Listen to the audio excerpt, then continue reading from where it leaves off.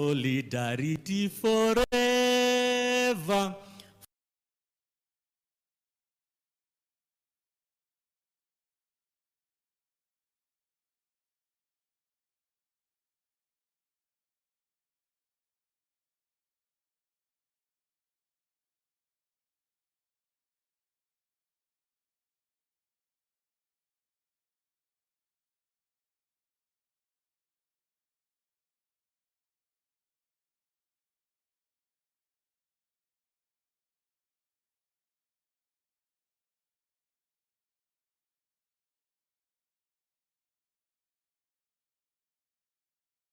But we are in solidarity with you forever.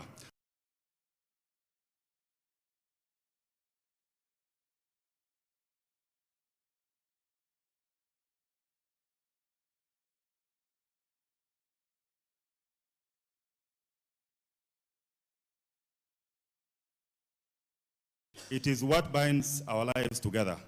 From classrooms to farms, the struggle of one worker affects us all. When a teacher cannot afford of every worker be protected, and we are here to protect it. Work for a living. Others maybe work for other reasons, but not. Does not mean a decent life. About 4 in every 5 workers in the which creates most new jobs. The state still employs many. Civil service, we have around what, 1 million by the government within the public service. Payslips are increasingly show that workers cannot afford mandatory reduction.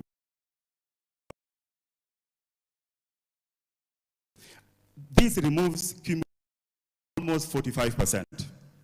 Public service digitization has expanded services, but audits reveal questions intermediaries, siphoning funds, delays, and essential services within the public service.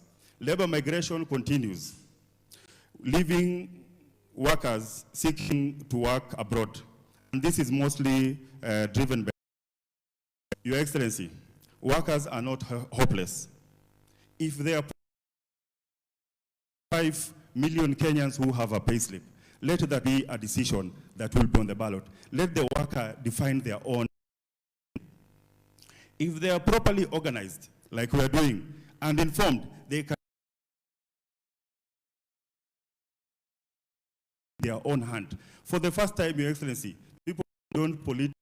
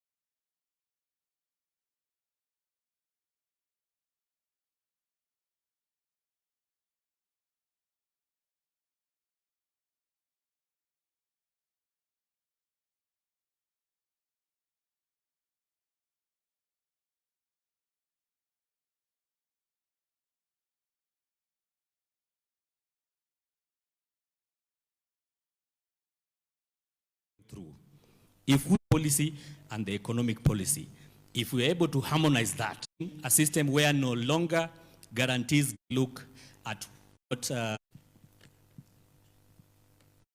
Your Excellency, before, payslip was a source of happiness. These days, it's a source of depression. And the very people who are supposed to look and champion the right of the workers are sitting and dining with the same oppressors. In other jurisdictions, we have seen the labor movement forming governments. Your Excellency, if there is one takeaway home today, is this worker. How many people here have a payslip? We want the payslip to be on the ballot in 2027.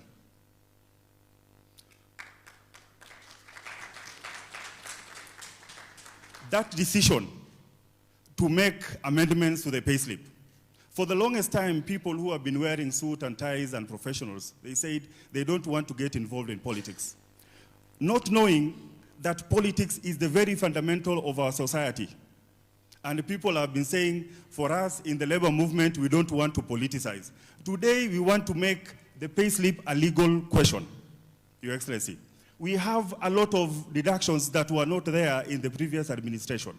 Today, we have SHA. Nobody knows how it works.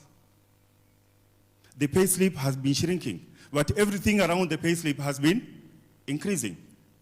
So, Your Excellency, today, SHA is part of the decision that people should make in 2027. In Kenya today, we have almost 3.5 to 4 million payslip holders. That is a critical mass, but they have never made a political sense out of it. Kuna mzee amekuaga kwa hiyo labor movement, mimi mwenyewe nikiwa shule. Mimi Fazul Mohammed, nimekuwa shule na nilimwonaga. Today, the Prime Minister of UK was Tony Blair in 2001. There have been over 10 prime ministers who have served in the UK, but still we have the same person leading the labor movement. Your Excellency, that labor movement must be restructured. And if there's a decision that has to be made, people have to walk away from Kotu. And that is why today, under the auspices of the new labor, the staff union, the management, the supervisors, all of us are rallying call to replace Kotu with the new labor. And we want His Excellency the President, regarding Gachagua, to actually be, today we want you to be the voice of the voiceless. The voice of the voiceless. Let me go to the table of content, Kelly. The previous one. So, Your Excellency, even when you see sports, creative arts, and digital platform and gig economy, your deputy party leader is a big player in that sector. Wanasema talanta hela. In this report, we have highlighted how he ni talanta bila hela. There is a lot of talent, Your Excellency, in the country, but there is no money. There is a lot of money that is lost. There is a critical population, the Uber drivers. We have the Mama Mboga, Mama Fua, Boda Boda. These are critical mass of the population, but they are not even legally recognized within the legal segment of our society. If we go to security and defense, Your Excellency, if you look at the payslip of an ordinary police officer, and we want to thank you, Your Excellency, for restoring dignity to the police officer. The other day we saw you promised one of the first things that you'll do in your new administration is to restore the dignity of the police officers. All of them are suffering. The Kenya Defense Forces, they used to get tax exemption under AFCO. It is not there. And there is no reciprocity of what they have gained after that. Medical interns crisis, we all know. Nairobi alone, we have had strike of the medical workers for months, and nothing has happened. Education sector, all the way from primary school to university, nothing seems to happen. Even the academic staff workers union are here. There is nothing that seems to happen with them. Let's go to the next. The financial sector. I think every payslip holder, Sinikweli, there is a loan, digital enabling. Yes, the digital loans. So you get a cut, then you get another loan. Your Excellency, in the financial sector, Kenya has been grey listed. That means, Your Excellency, the area that nobody has ever focused on is the informal economy. Informal economy, out of every 5 workers or 10 workers you see,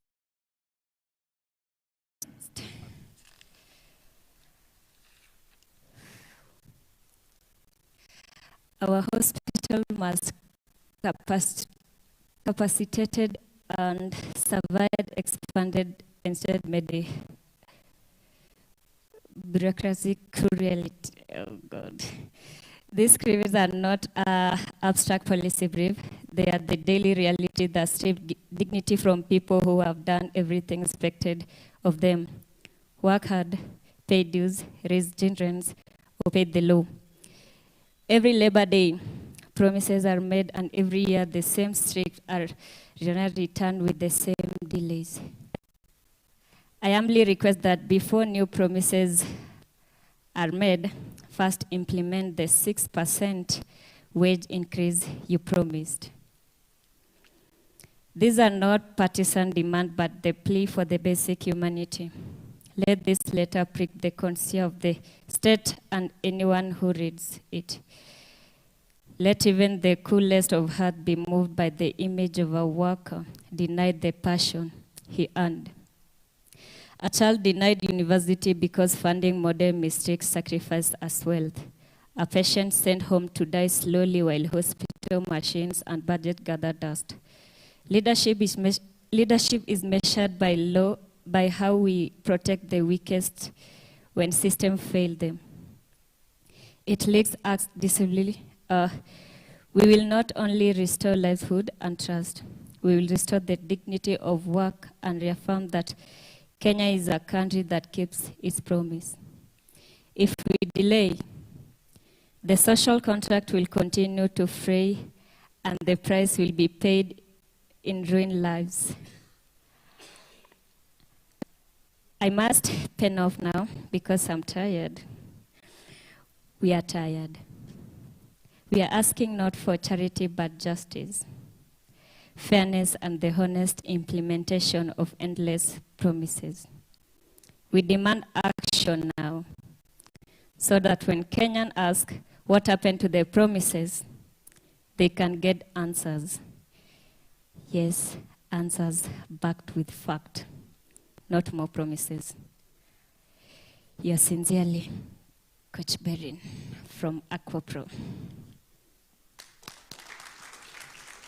Let us give a hearty round of applause for that letter. I think that letter needs to, Coach Berin, the letter needs to be here. For those who don't know how to swim, please talk to Coach Berin. She will take you through. And for your information, Coach Berin is one of the ladies who was dismissed unfairly from her work. And as a union, we had taken up her matter. It's in court. And the person seated next to you, you guys in the same fate, you can catch up.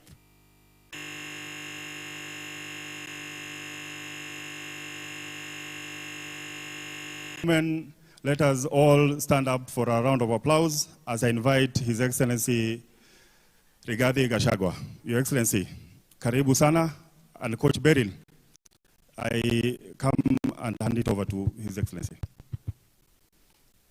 Tumpigie makofi. Your Excellency, karibu sana.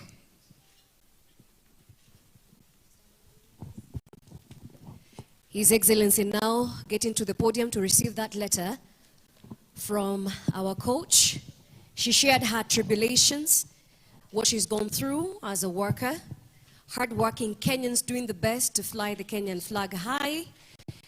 and of course, sharing the tribulations through the union. Welcome, Your Excellency, sir. Thank you. Please be seated.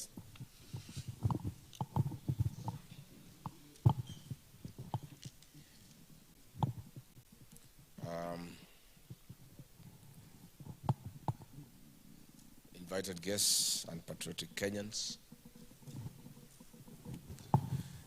we gather here today to reflect on the concluded Labor Day celebrations in Kenya on 1st May 2026. The workers of Kenya are expected to get relief and hope. All they received were false promises repeated year after year. Historically, Labor Days are rooted in the understanding that the dignity of every worker is a public good that must be protected at all costs. Fair pay, decent work environment, decent treatment, and worker solidarity must stem.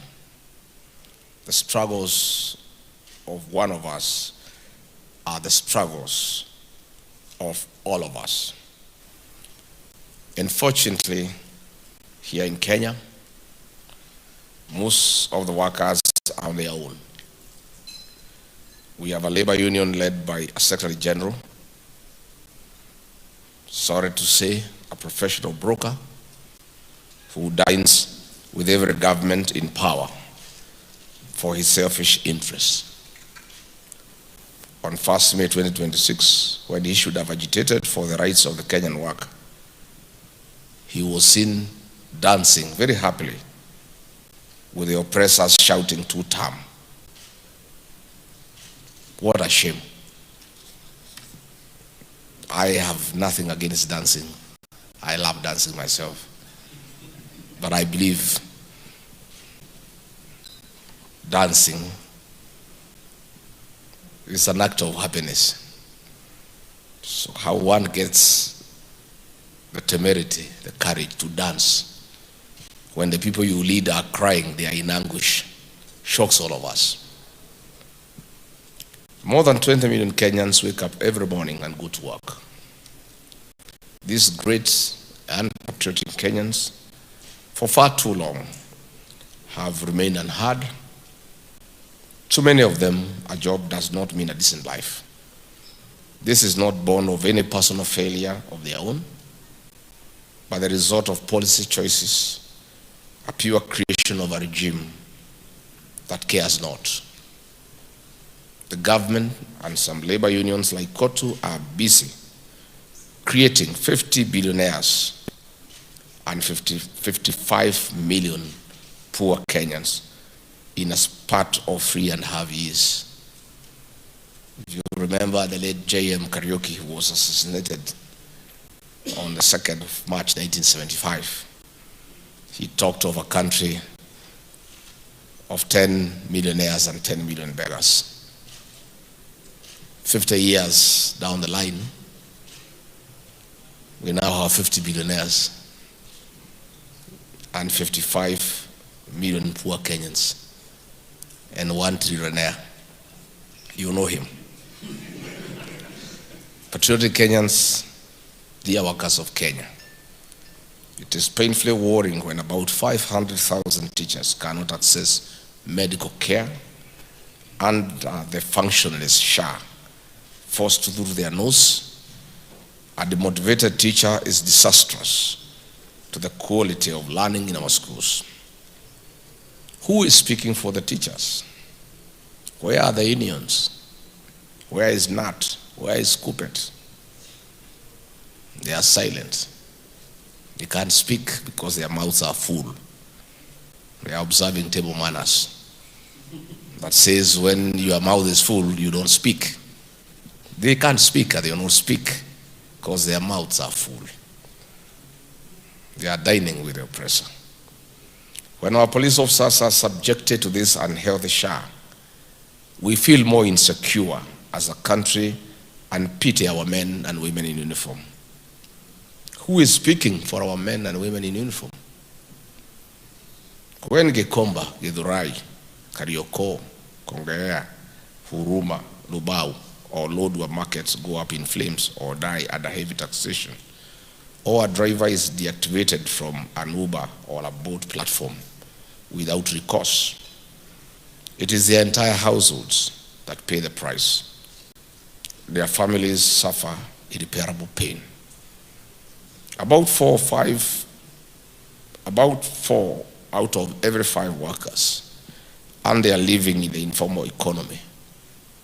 Informal workers in Kenya remain marginally excluded from the national planning, socially unprotected, and functionally exploited.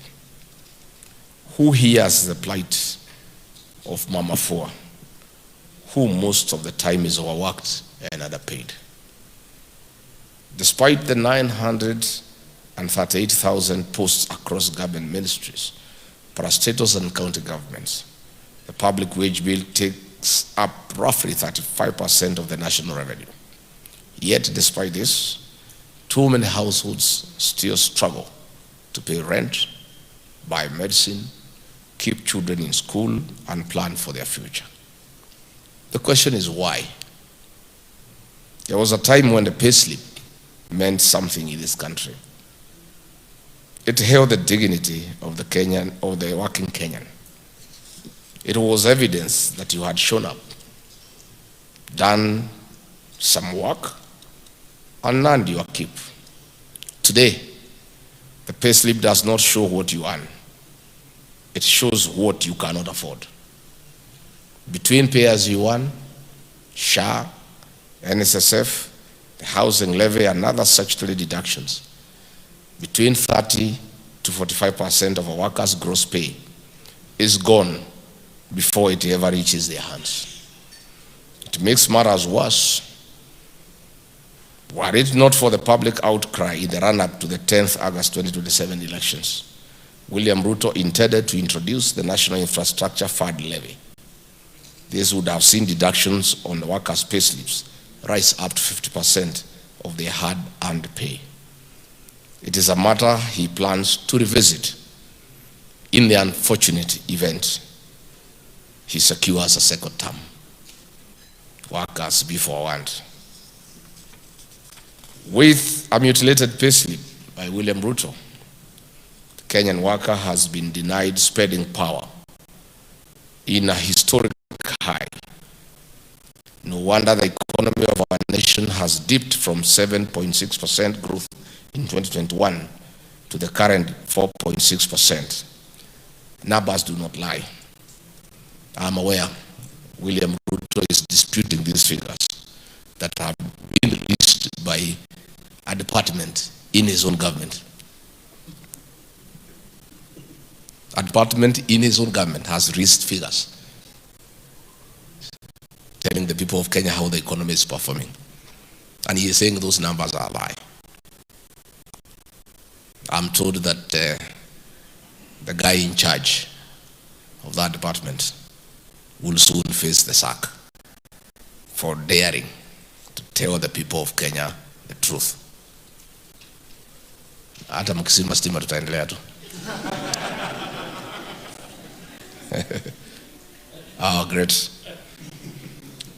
See the skyrocketing fuel prices, high inflation rates, high lending rates, increased crime rates, among others. And the Ruto regime remains unbothered, unbored. To them, the Kenyan is an extremely happy person. What a regime. Patriotic Kenyans, we must ask why other workers of the country are being put through this pain. Is it worth it? You only need to look at the affordable housing levy. Some are calling it the avoidable housing levy. And I think we need to, next year, to shift from affordable housing levy to avoidable. Look at the affordable housing levy to see that the government is taking from its citizens without giving them what they promised. Billions of shillings have been squeezed from the pay slips of Kenyans without due accountability. These are not voluntary deductions, rather deductions forced by William Ruto to the Kenyan worker through the National Assembly. Audit reports show large sums parked in private or intermediary accounts, earning interest that lines the pockets of one individual. The State Department of Housing has no capacity to absorb these funds. It's too much money that has been taken from workers forcibly, and the State Department has no capacity to absorb those funds.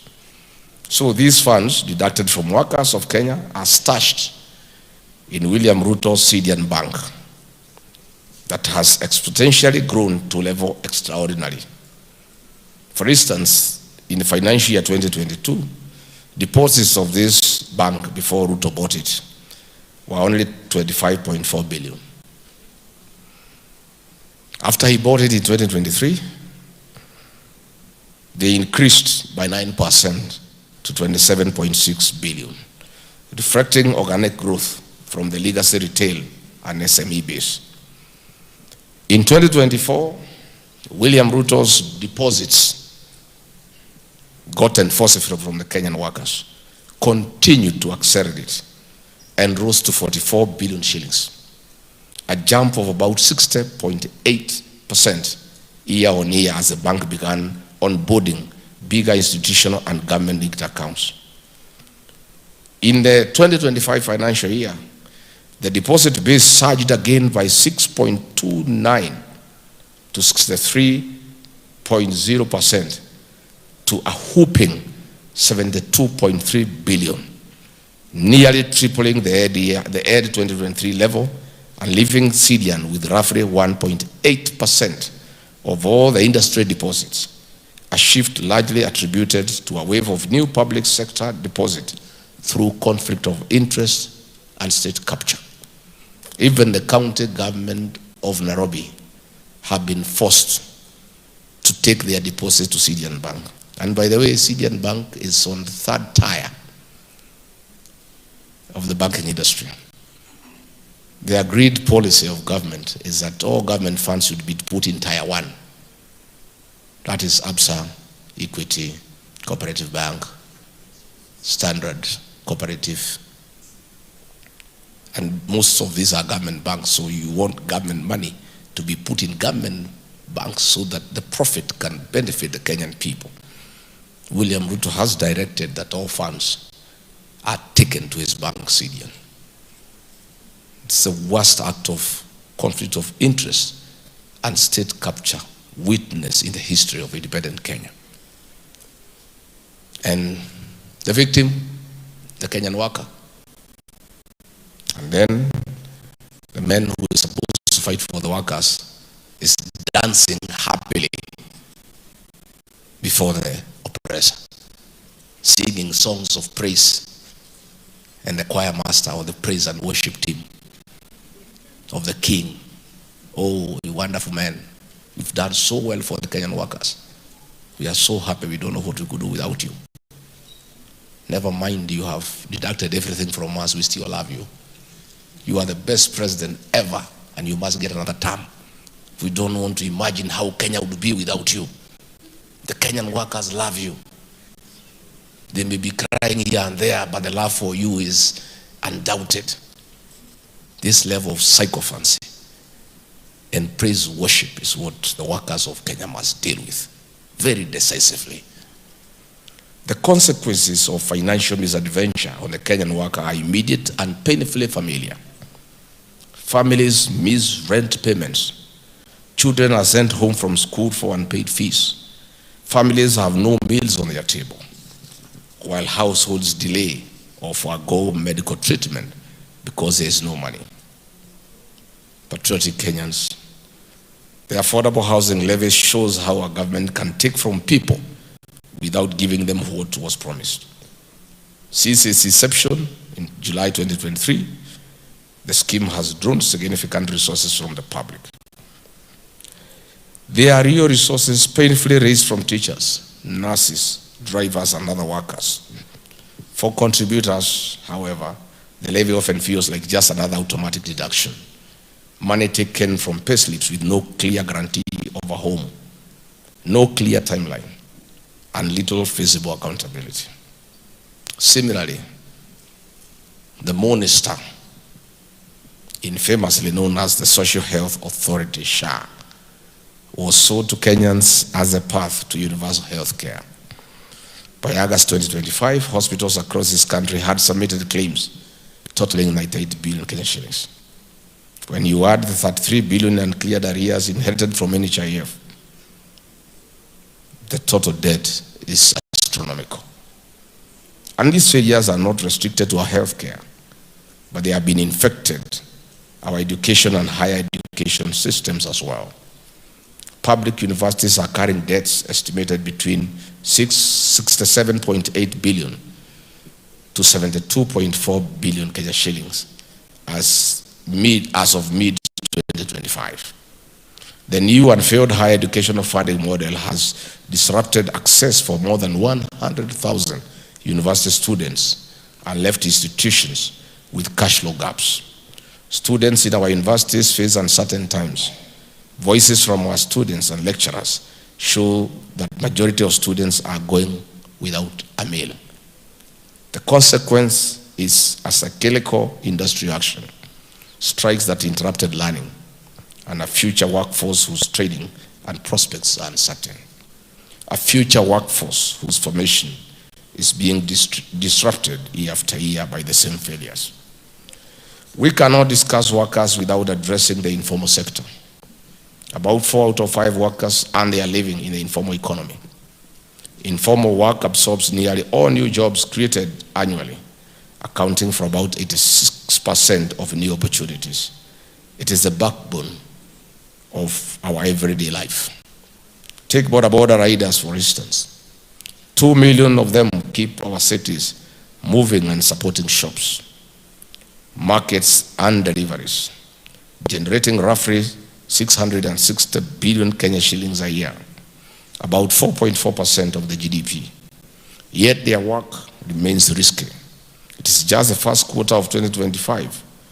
There were 431 reported deaths and 5,856 serious injuries from motorcycle crashes, roughly 5 lives lost every day, imposing about Kenya shillings 50 billion a year in medical and family costs.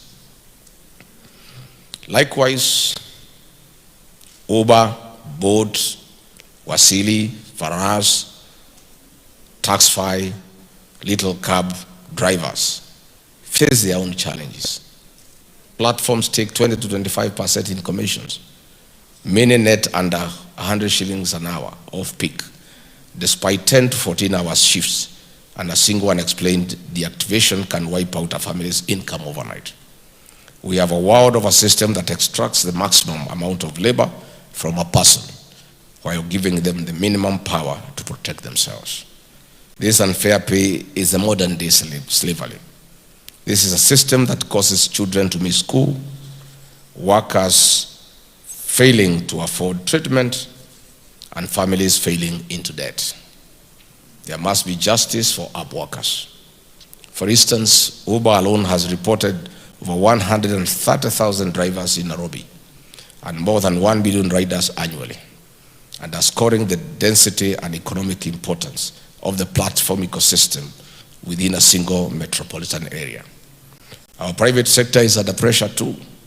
Small and medium enterprise remains fragile.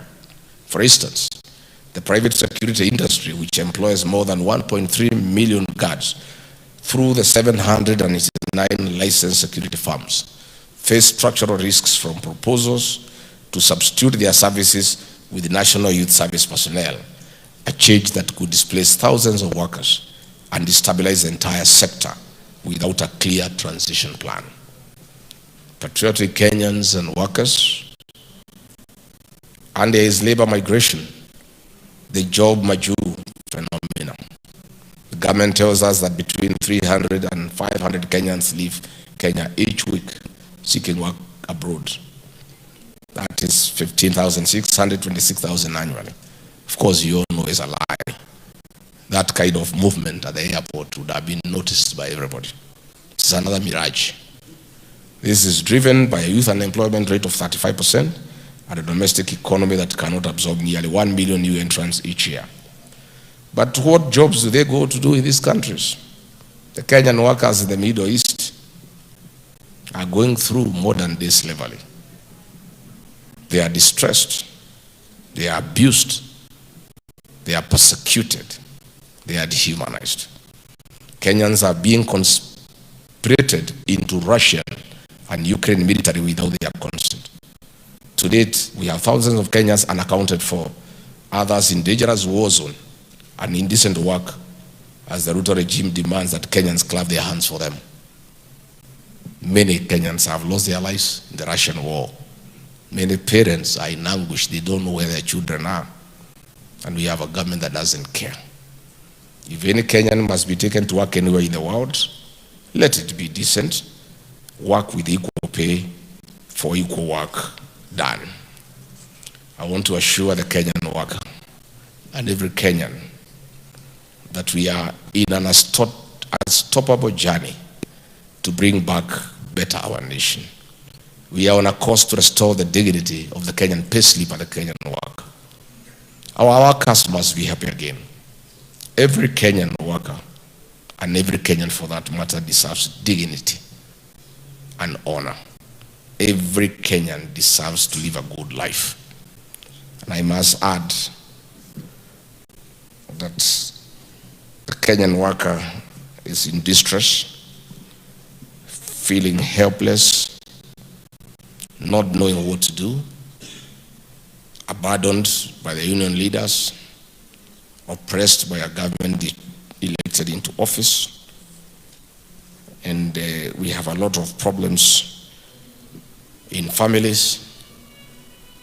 Depression has set in. Suicide is on the rise.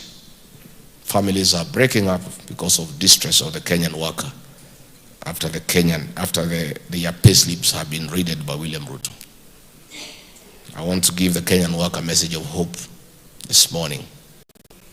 All is not lost. In another 15 months, you'll have an opportunity to have a referendum question in the general election. The Kenyan worker must go to the polling station with a referendum question. Do I, a Kenyan worker, want to restore the dignity of my payslip or not? The payslip holders about 3.5 million.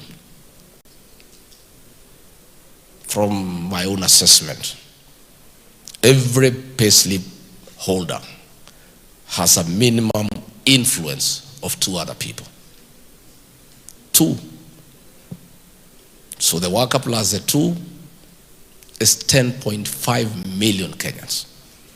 If these 10.5 million Kenyans turn up at 5 a.m.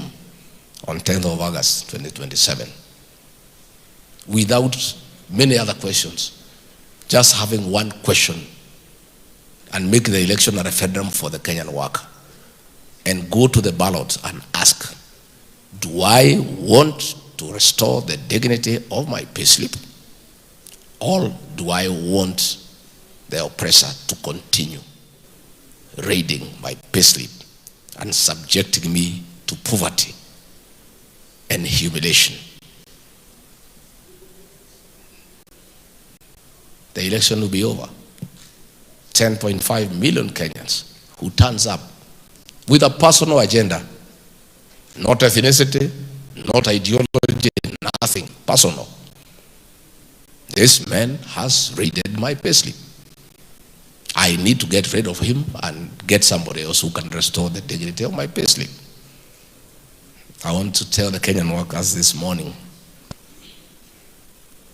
that the fate of your payslip rests squarely in your hands. You will have an opportunity next year to participate in reclaiming the dignity of your payslip.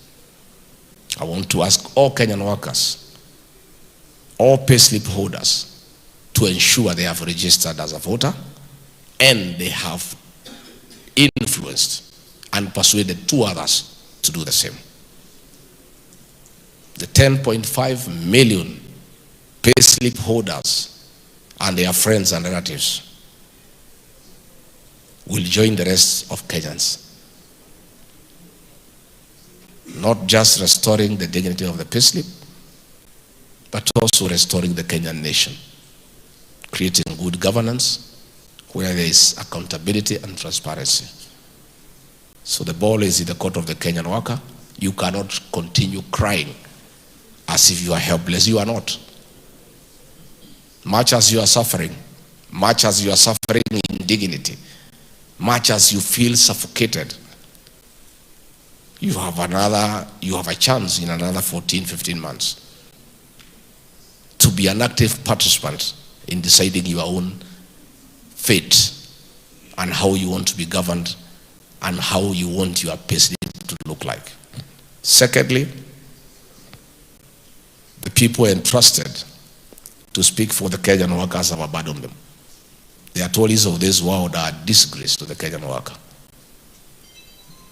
I cannot understand how workers every year, every time there is an election for Kutu, they go and vote back this Muse. I can't understand. And he's just after his own stomach. I remember when we came into office with William Ruto in 2022, this Atwoli had been on record campaigning for Azimio and actually advising William Ruto to look for a tree in Sugoi where he'll hang himself because he will lose. I couldn't believe it when I found him in State House when we went in. And he was there laughing and dancing on the corridor. He was brought by Musalia and Wetangula to see William Ruto. And I asked William Ruto, how come Atwoli is here? I thought this man was saying that you should look for a tree in your compound to hang because you cannot be president.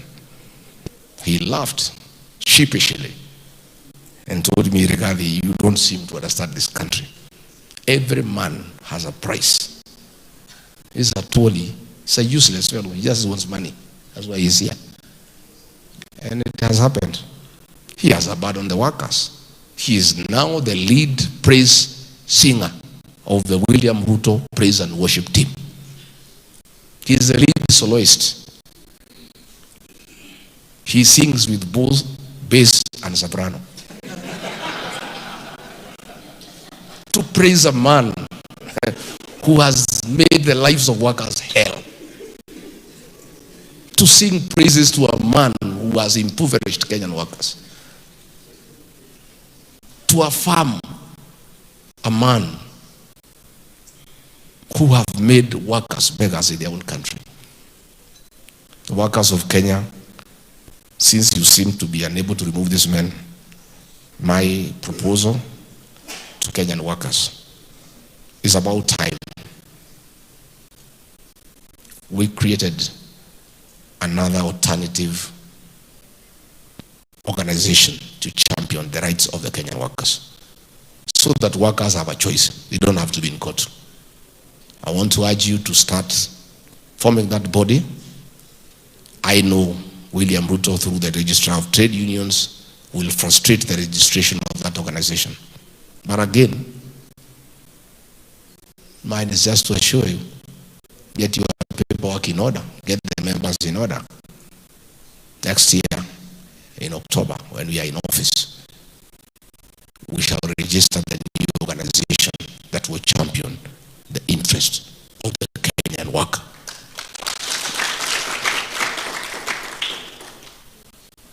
So today I don't want to talk anything outside the workers. Mine is just to feel bad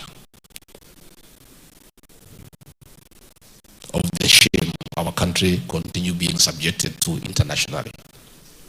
You know the embarrassment we have faced as a country because of rebel leaders in Sudan being accommodated here in Kenya and being given diplomatic passports, where Kenya, in exchange of gold, is giving arms to RSF in Sudan that are used to kill women and children in Darfur. Internationally, we are very embarrassed. But the embarrassment of the Kenyan nation yesterday in Tanzania is very painful. William Ruto has launched fake projects here in Kenya. He keeps on announcing projects that do not exist. The man has become so bold that he is now announcing non-existent projects in a neighboring country. You know, it's so embarrassing to our country that a president from Kenya goes to Tanzania to announce that there will be a project in Tanga for oil refinery when the president of the country is not even aware of such a project. You know, it's a kind of insolence, impunity. You know, he has lied to Kenyans so much that he has no qualms about going to lie to the people of Tanzania. How do you go to a neighboring country to announce a project that is non-existent? And even the president of that country is complaining. At least Mama Suluhu, she is a very bad dictator who has blood on her hands. And we are happy that the International Criminal Court is slowly cornering her. But at least, despite being a brutal dictator, she had the decency to say, no, this is too much of a lie. You know? She's a terrible dictator, but at least she has some kind of conscience that it is wrong for a country, for a president from a different country to come and announce a non-existent project. So that's the kind of indignity that we continue to suffer as a country. But the beautiful part of it is that it's only for a time. For 14, 15 months and it's over. And I want to assure you, it will be over. There will be transformation. There will be new leadership in this country. A leadership that cares for the people of Kenya. A leadership that cares for the dignity of the Kenyan worker. A leadership that cannot kill young children. A leadership that cannot say that young people should be shot in the leg. A leadership that respects the sanctity of human life. A leadership that will not allow looting of public resources, because all these resources are for the people of Kenya. So mimi nimeshukuru sana, and I want to tell wafanyikazi wote tutatembea pamoja. Tutatembea pamoja. Mimi si ati mimi niko kazini. Ni mshahara peke yake sina, lakini niko kazini. I have work to do. I have work to do. And I'm working very hard. I don't sleep. I have work to do. I'm a man on a mission. I must correct the mistake that I made. I am highly responsible for misleading the people of Kenya to elect William Ruto. I mobilized millions of supporters to elect him. He deceived me and deceived the people of Kenya.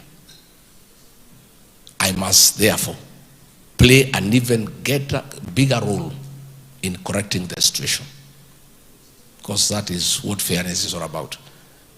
If you play a very active role in creating a mistake and you realize that that mistake has been created and many people have suffered as a result, you have a responsibility to play an even greater role in correcting that mistake.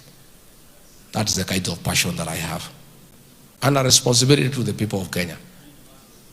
Regarding Gachagua, you played a great role in putting Kenya in the mess it is in. Please play an even greater role in getting us out of this mess. That we shall do. That we shall do. I saw another Ruto sycophant on TV saying that regarding Gachagua cannot be anything in this country, or he cannot even be in the school captain of Kenyan High School. You know, many people do not understand leadership. There are many types of leadership. There is charismatic leadership, the one of Jomo Kenyatta and Kwame Nkrumah. There is traditional leadership, the one of Luada Magere. There is positional leadership, the one of Daniel Arap Moi and William Ruto. But there is also functional leadership, where you are a leader without any position, but you are a man of great influence. Rigathi Gachagua is a functional leader.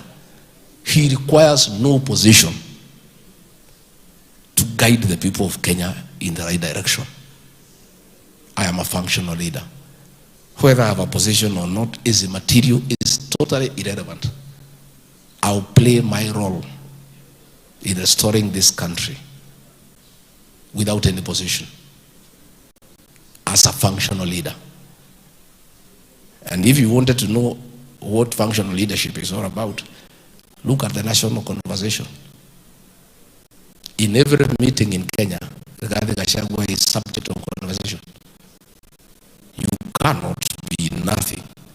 How come everybody is discussing you and you hold no position in this country? It's because it's the strength of functional leadership.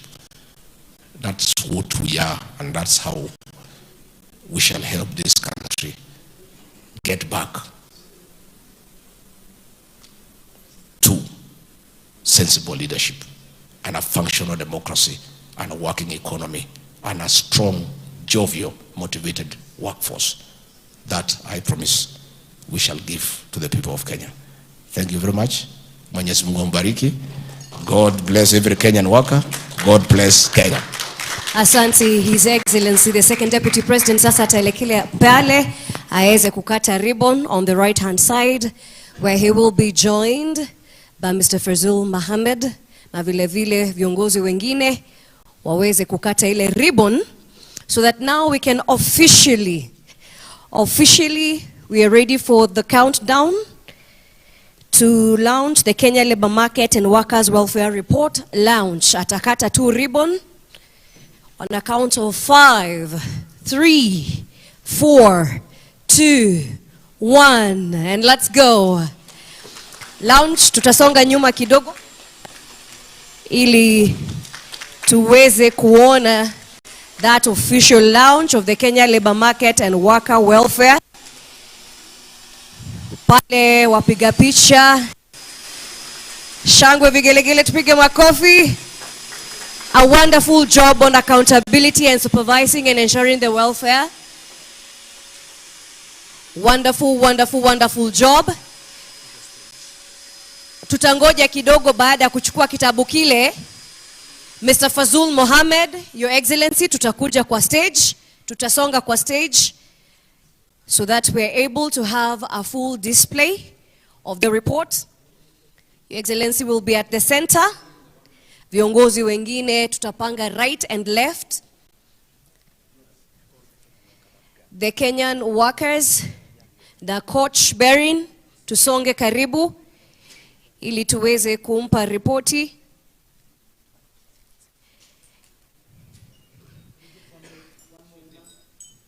Coach is here. Atakaribia. So what they hold is the Kenya Labor Market and Workers Welfare Report. Hii report inaeleza zaidi maswala na shida za workers. Tumesema leo ni siku ya reflection of what is intended to be the Labor Day, mahali tunatetea mwananchi ambaye ni mfanyakazi wa Kenya, lakini malalamiko yanaendelea kuzidi, hawawakilishwi sawa. Nayefaa viongozi wanaofaa kuwakilisha basi wanakuwa wanachelewa, wanaendelea kujituza wao wenyewe badala ya kuhakikisha. So we are okay now, members of the fourth estate, tunashukuru.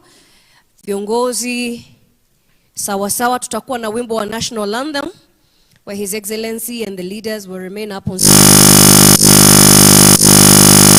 Tutakuwa natupa wimbo wa national anthem kidogo.